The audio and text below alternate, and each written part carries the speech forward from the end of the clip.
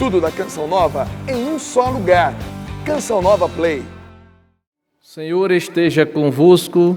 Ele está no meio de nós. Proclamação do Evangelho de Jesus Cristo, segundo Lucas.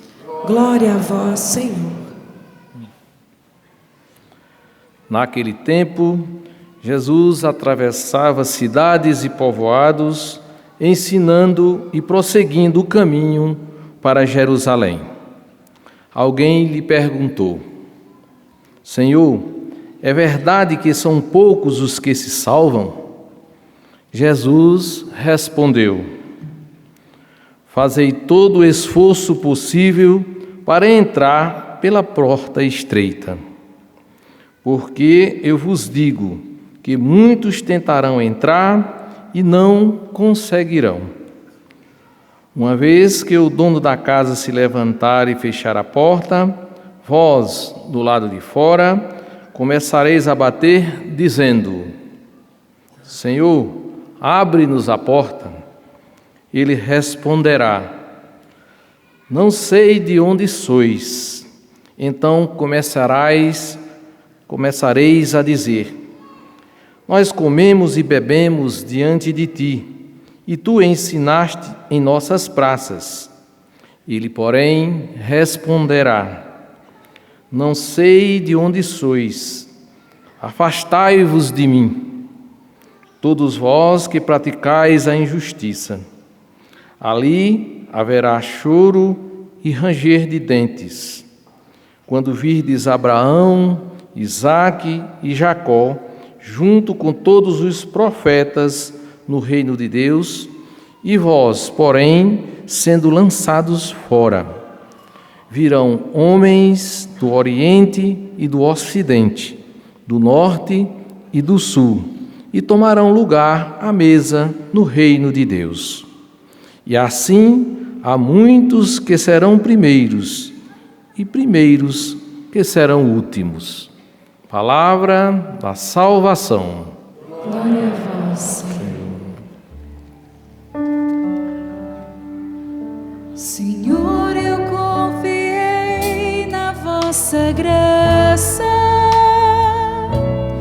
Eu confiei na vossa graça.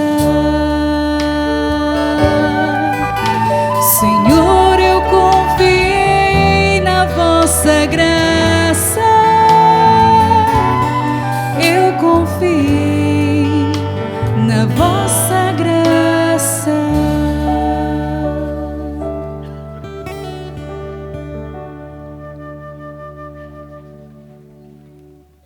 Meus irmãos, minhas irmãs, vocês perceberam que a conversa de Jesus com esse homem foi uma conversa séria, porque ele queria saber sobre as realidades da salvação. Ele se aproxima de Jesus e ele faz uma pergunta: é verdade que poucos serão salvos? E aí Jesus começa a mostrar para ele a realidade das exigências desse caminho de salvação. Principalmente, se você percebeu, ao escutar o Evangelho, que aquelas pessoas que ficaram do lado de fora são pessoas que disseram que conviveram com Ele, com Jesus. Comeram e beberam, escutaram Ele pregar nas praças, mas eles continuaram numa vida de injustiça.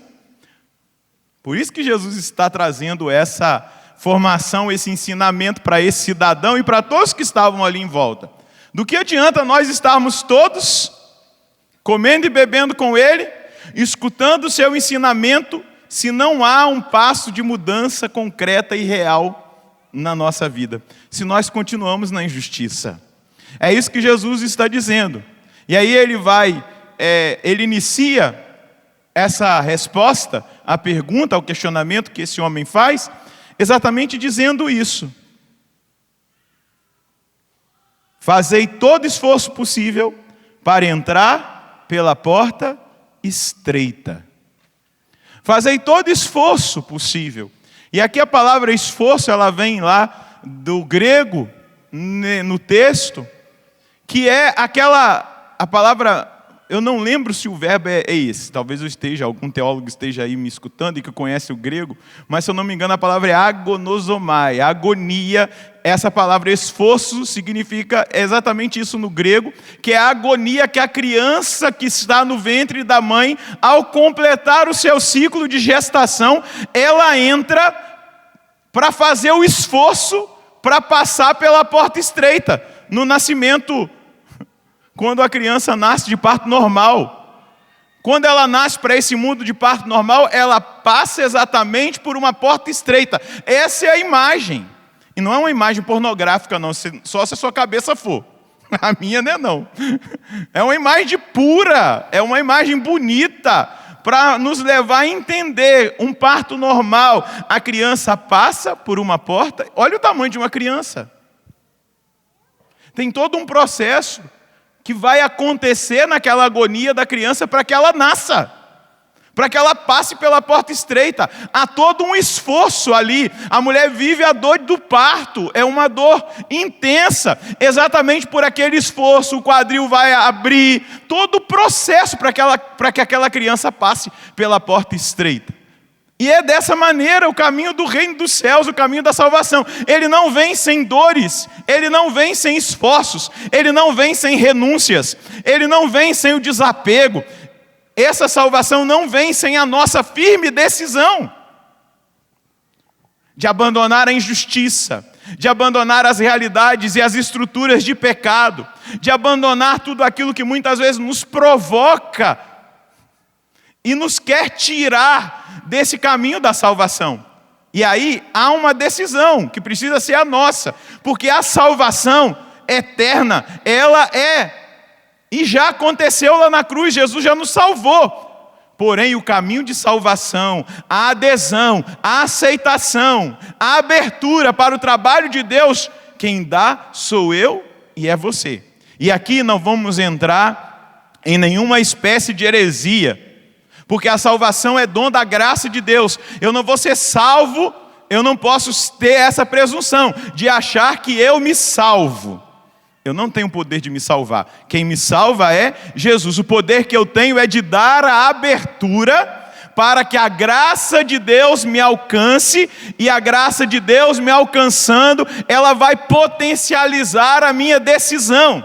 Ela vai trazer força para a minha decisão. Não, eu não quero viver numa estrutura de pecado. Não, a minha decisão, Senhor, é essa, me ajuda. Eu não quero mais viver sob o domínio das minhas paixões, das paixões da minha carne. Eu não quero mais viver, Senhor Deus, dominado pela doutrinação das ideologias desse mundo. Eu não quero mais estar como massa de manobra, de pessoas que estão me manobrando para tentar me desviar desse caminho da salvação. Pelo contrário, Senhor, eu vou, a partir de agora, me esforçar para entrar nessa dinâmica do caminho da salvação. E aí é muito bonito nós percebermos na carta aos Romanos, quando o apóstolo Paulo, com toda a consciência e iluminação do Espírito Santo, ele vai dizer assim: todas as coisas cooperam para o bem daqueles que amam a Deus. Tudo coopera para a nossa salvação. As coisas muito boas que acontecem, mas também as menos boas e as ruins. Se nós estamos e adentramos esse caminho da salvação, nós precisamos ter essa consciência. Tudo coopera para a nossa salvação se nós estamos abertos à graça de Deus. Senhor, eu confiei na vossa graça. Não foi isso que nós cantamos no Salmo? Senhor, eu confiei na vossa graça. Nós precisamos pedir a Deus hoje, e cada dia que você acordar, em cada instante da sua vida: Senhor, aumenta a minha fé. Eu quero me abrir à sua graça. Eu quero que a sua graça atue na minha vida, essa graça atual, essa graça que o Senhor tem para me transformar, para fazer de mim um homem novo, um homem totalmente transformado. Senhor, trabalha na minha vida. Eu quero deixar que o Senhor realize em mim uma obra de transformação, uma obra de renovação. São Felipe Neri, não sei se você conhece, é um santo lá da época da Reforma. protestante, no ano 1527, se eu não me engano, Filipe está ali, não é? Sendo tocado pela graça de Deus, e esse homem vai ali se moldando, e desde jovem, de bem jovem, ele tem essa experiência de piedade, de um coração contrito na presença do Senhor, um desejo de estar com o Senhor. Ele faz constantemente retiros, ele vai lá no mosteiro onde São Bento vivia, fazer retiro, ficar em silêncio, escutar a Deus, e ele é instruído por um livro, eu até anotei aqui na minha colinha, no caminho de santidade de Filipe Neri, é muito simples. Ele aceita 3 conselhos dados por um beato chamado Giovanni Colombini, que ele gostava muito e era devoto de Giovanni Colombini. E o que Giovanni Colombini ensinava para o caminho de santidade? Em primeiro lugar, falar intensamente de Jesus, do seu amor e dos grandes bens da alma. Tanto mais dele se fala em voz alta, tanto mais aumenta o fervor. Então o que Filipe Neri insistentemente fazia? Falava do amor de Jesus, testemunhava a beleza desse amor, e o coração dele ia se afervorando, se afervorando, se afervorando, se afervorando, se enchendo de fervor e de desejo por mais de Deus, por mais da presença de Deus. Segunda coisa que Filipe aprendeu para fazer esse caminho do esforço, para que a abertura que eu dou para a graça de Deus seja tão grande, que essa graça de Deus vai me fazendo caminhar na santidade. Dar mostras de bondade e amor a todas as criaturas. Levar-lhes alegria e implementar por elas um amor ilimitado. Amar. O que Jesus disse para aquele doutor que o questionou no domingo, no evangelho, que nós escutamos na missa do domingo? Qual é o maior mandamento? Amarás o Senhor teu Deus com todo o teu coração, com toda a tua força e com toda a tua alma, e ao próximo como a ti mesmo. Só que Jesus depois vai potencializar esse amor ao próximo. Ele vai dizer: amai-vos como eu vos amei. E como Jesus amou? Dando a vida. Então não é um simples amor, é o amor de dar a vida, é o amor de entrega. E Filipe, seguindo essa instrução desse beato que ele era devoto, ele começa a fazer o bem, a amar ilimitadamente, a querer o bem do outro, e ele vai fazendo esse caminho de santidade. A terceira coisa: submeter-se a grandes mortificações que nos libertam de nós mesmos e nos tornam livres. Foi o caminho que esse homem fez de santidade. Foi um grande santo, o santo da alegria. Um homem que se dedicou, ele não queria ser padre, e aí não é nem dia de São Filipe Neri para eu ficar falando nele, né? Mas eu sou devoto dele. São Filipe Neri não queria ser padre, ele foi padre porque o diretor espiritual dele obrigou ele a ser padre. Engraçado, né? Ele queria ser só um leigo consagrado, viver o celibato, ajudar as pessoas como ele já fazia. Mas o diretor espiritual viu como aquele homem poderia ser um grande padre. E ele obedeceu ao diretor espiritual, e ele se tornou padre. E diz que Roma e a Itália conheceram um homem que se dedicava constantemente à confissão, aos pobres, à Eucaristia, à oração. Ele foi ensinando a piedade para aquele povo, foi santificando aquele povo, foi um sacerdote fiel a Jesus. E mesmo antes de ser padre, ele teve uma experiência tremenda de avivamento. Ele estava em vigília de oração, a madrugada inteira nas catacumbas de São Sebastião, lá em Roma. E naquela madrugada, uma bola de fogo veio do céu e entrou pela boca dele. Ele foi jogado no chão, aquilo que a gente chama de repouso no espírito, né? Lá em 1500 e pouco, Filipe Neri estava repousando no espírito. Caiu no chão tremendo. E depois, quando ele morreu, por quê? Ele ficou com um buraco no peito, o coração dele dilatou. E quando ele ia celebrar a missa, quando ele tinha contato íntimo com Jesus, Quando ele estava em oração, o corpo dele todo tremia. Quando ele ia celebrar a missa, ele tinha que encostar-se no altar para tentar segurar o cálice. Tamanha era a manifestação do poder na vida daquele homem que se abriu à graça da santidade. E depois, quando ele morreu, os médicos foram fazer a autópsia e viram que tinha as costelas quebradas aqui no peito. E o espaço onde o coração dele se dilatava e batia aceleradamente de amor e de paixão por Jesus. Um homem como nós, não tem diferença, ele não tem superpoderes. Ele se esforçou por entrar pela porta estreita. Aqui eu poderia dar o testemunho e o exemplo de tantos outros santos que se abriram à graça de Deus. Eles eram perfeitos? Eles nasceram com uma graça especial? Não! Eles se esforçaram, eles se colocaram diante de Deus, eles colocaram Deus em primeiro lugar, eles resolveram amar os irmãos. Homens consagrados, religiosos, padres casados, não padres casados, falando pessoas casadas, porque senão padres casados, eu falei logo a palavra casado, depois a linguagem tem que ser bem dita hoje, porque senão causa confusão. Então, padres casados, ou casais, é melhor, casais, que se abrem e vão sendo santificados, como os pais de Santa Teresinha, do Menino Jesus, que foram canonizados, um casal, que foi santo, porque se esforçou por entrar pela porta estreita, porque entenderam a dinâmica. Senhor, eu confiei em vossa graça, não confie muito em você não, desconfie de você, é um segredo da santidade. Quem confia muito em si mesmo, hora ou outra vai trupicar, porque vai ficar só olhando para o umbigo, achando que é o máximo, tropeça e cai, e aí fica humilhado lá no chão, com a cara ralada. Não confie em você, confie em Deus. Confie na graça de Deus. Deus é capaz de fazer de você. Talvez aqui nesta assembleia, ou me assistindo de casa, existam grandes pecadores, daqueles cabeludo mesmo.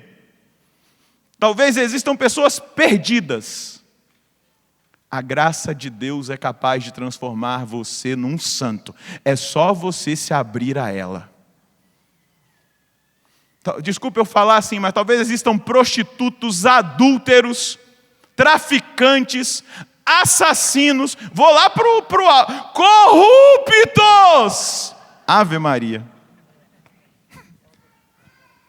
Eu quero dizer para você, a graça de Deus é capaz de fazer de você, seu corrupto, um grande santo. Um grande santo. Mas é preciso acreditar na graça, é preciso se esforce para sair da corrupção, da prostituição, do adultério. Diga para Deus, basta Deus, eu quero a sua graça. Deus vai agir, basta Deus, eu não quero mais essa droga, haja na minha vida, basta Deus, eu não quero mais a vida do crime. Eu estou indo lá nos extremos, mas talvez o seu pecadinho é uma coisa mais simples do que o padre está dizendo.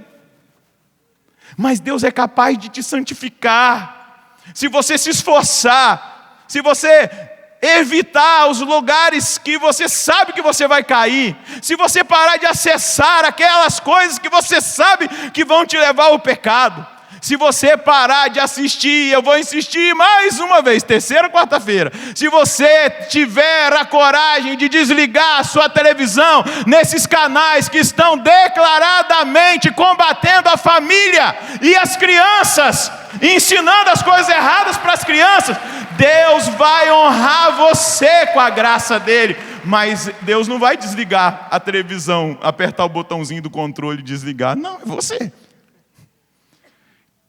Ele só vai te dar a graça de tirar aquela vontade de você, aquela cegueira. Talvez o primeiro dia, o segundo dia, eu sou viciado em novela, pá. Terceiro dia o vício vai estar lá comendo você por dentro, você está curioso para saber o que está acontecendo. Quarto dia, quinto dia, no sétimo dia, você vai perceber, já não existe mais submissão às paixões, existe submissão à graça de Deus.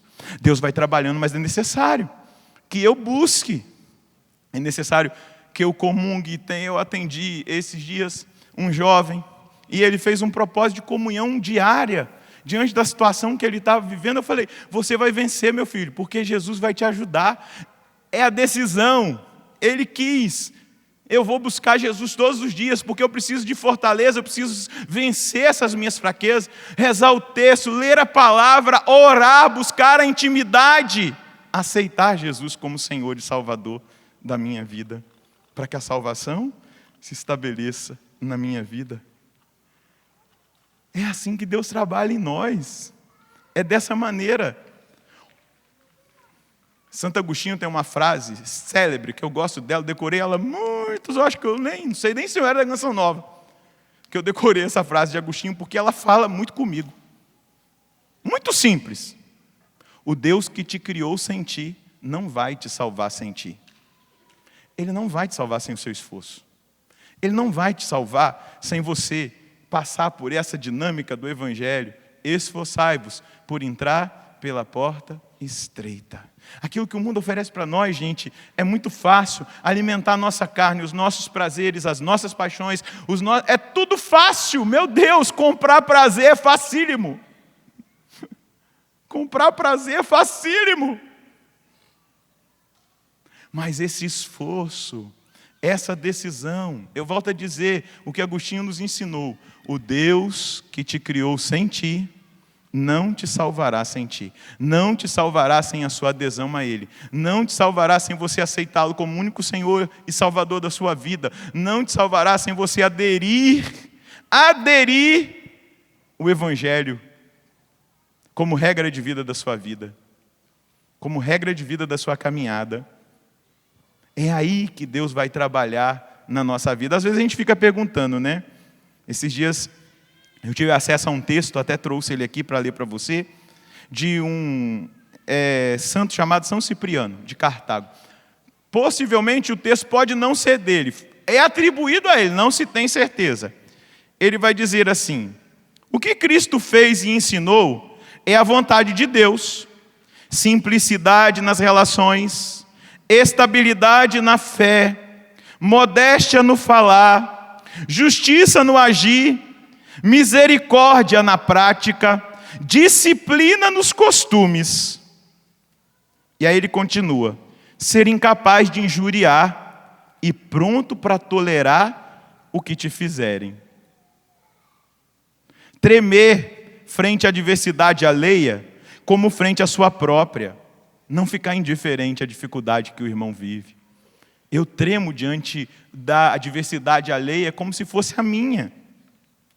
Congratular-se da prosperidade do outro, como de nosso próprio mérito ou utilidade. Que bom que o irmão está dando certo, que está bem no emprego, que está prosperando, que conseguiu comprar, sei lá, aquele celular que queria, falando aqui de um bem material, mas eu me alegrar e não me invejar. Puxa vida, ele comprou e eu não. Isso não é cristão, isso é inveja. Congratular-se com a prosperidade, o avanço espiritual, a prosperidade espiritual do outro. Puxa, aquele cara lá está melhor do que eu na fita com Jesus. Glória a Deus, eu quero melhorar e seguir como ele está seguindo. E não ficar invejando, poxa, ou aquele cara lá tem mais acesso àquela pessoa do que eu tenho. E aí fica invejando. Glória a Deus, glória a Deus. Glória a Deus. É o que Jesus ensina. E aí, o santo está traduzindo o ensinamento de Jesus, né?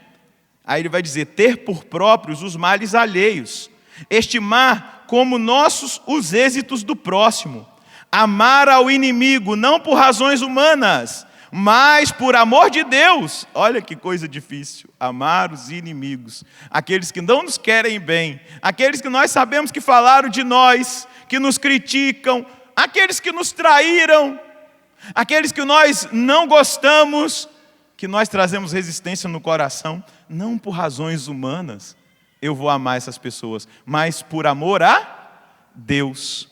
Aí continua o ensinamento que o santo nos faz olhando para os evangelhos, não é? Traduzindo numa linguagem para nós entendermos aquilo que o Senhor diz: suportar ao inimigo até amá-lo.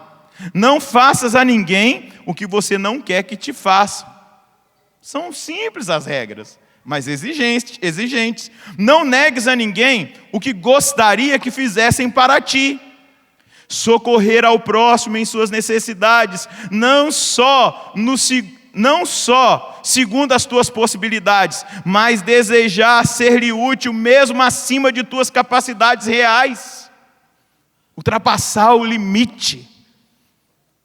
Isso é santidade. Manter a paz com os irmãos, amar a Deus com todo o coração, amar-lhe enquanto Pai, temer-lhe enquanto Senhor, não preferir nada a Cristo, pois Ele também não preferiu nada ao nosso amor. Todo aquele que ame o nome do Senhor se gloriará nele. Aceitemos ser aqui miseráveis, para em seguida sermos felizes. Sigamos a Cristo, ao Senhor Jesus. Quem diz que permanece nele deve viver como ele viveu. Cristo, Filho de Deus, não veio para reinar, pois mesmo sendo rei, ele evita o reino. Não veio para dominar, mas para servir. Fez-se pobre para nos enriquecer. Por nós aceitou a flagelação, para que não nos lamentássemos ao sermos açoitados. Imitemos a Cristo. O nome de cristão pressupõe a justiça, a bondade, a integridade. É cristão aquele que imita em tudo Jesus e lhe segue. Aquele que é santo, inocente, incontaminado, puro. É cristão aquele em cujo coração não há lugar para malícia. Aquele em cujo peito somente há piedade e a bondade tem carta de cidadania. Nossa, padre, mas isso tudo é muito difícil. A Érica cantou o Salmo. E o que o Salmo dizia? Senhor, eu confiei na vossa graça. Quando você ouvir que a igreja canonizou uma pessoa, entenda, aquela pessoa confiou na graça de Deus. Ela se abriu tanto à graça de Deus que ela foi colocada agora nos altares para ser modelo para nós. Meu Deus, nós vimos santos, eu vi santos em vida,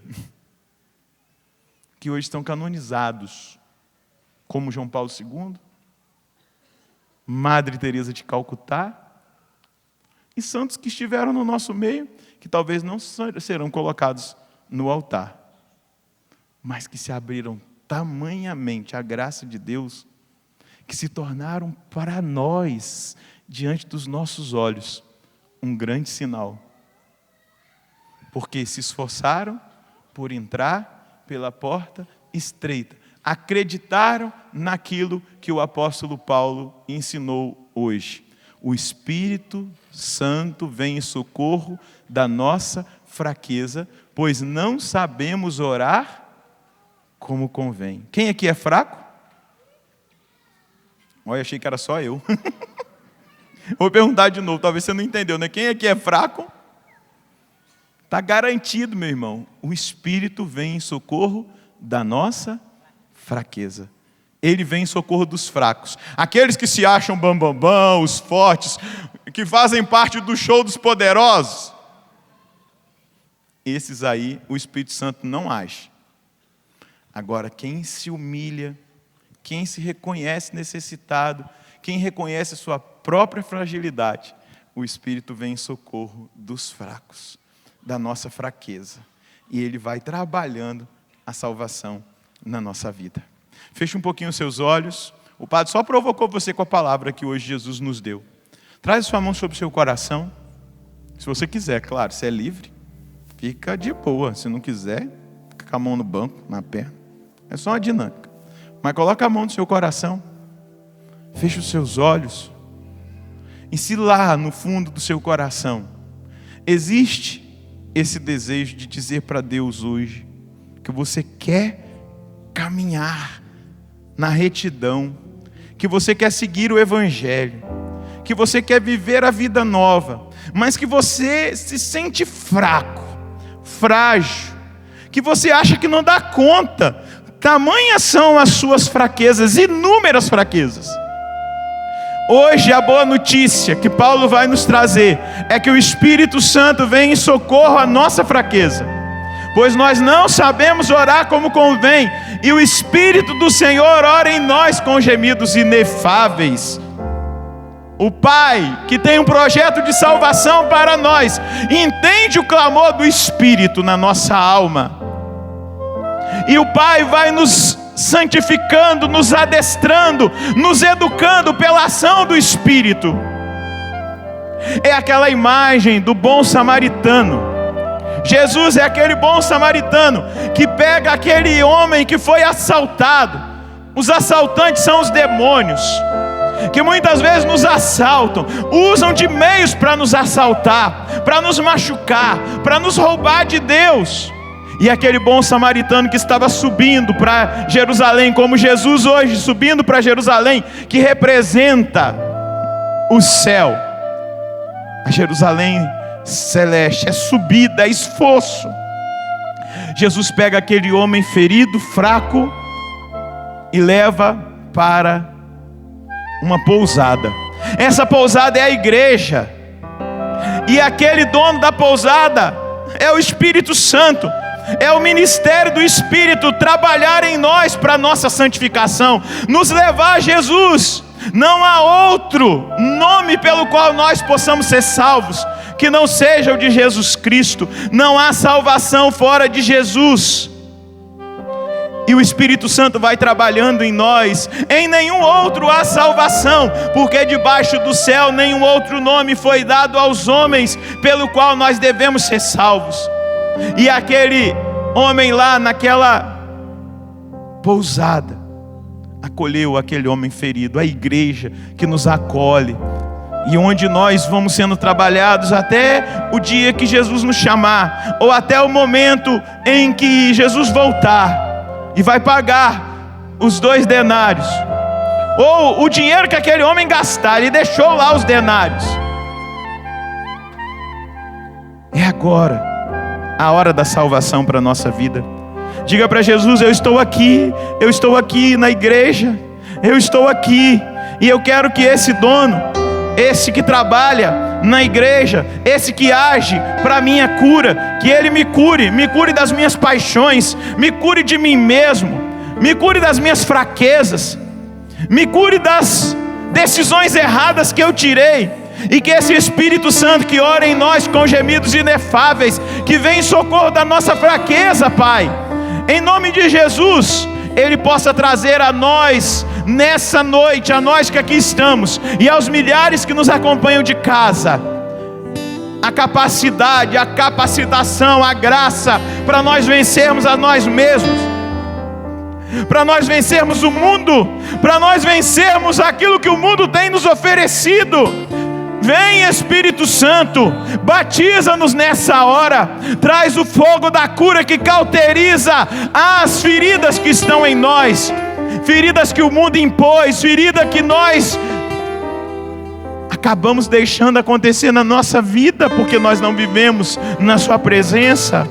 Vem, Espírito Santo, agora ao encontro de cada pessoa que está aqui, desde as crianças que talvez estão sendo gestadas no ventre das suas mães, as crianças que estão brincando, caminhando no meio de nós, os adolescentes, os jovens, os adultos, os anciãos.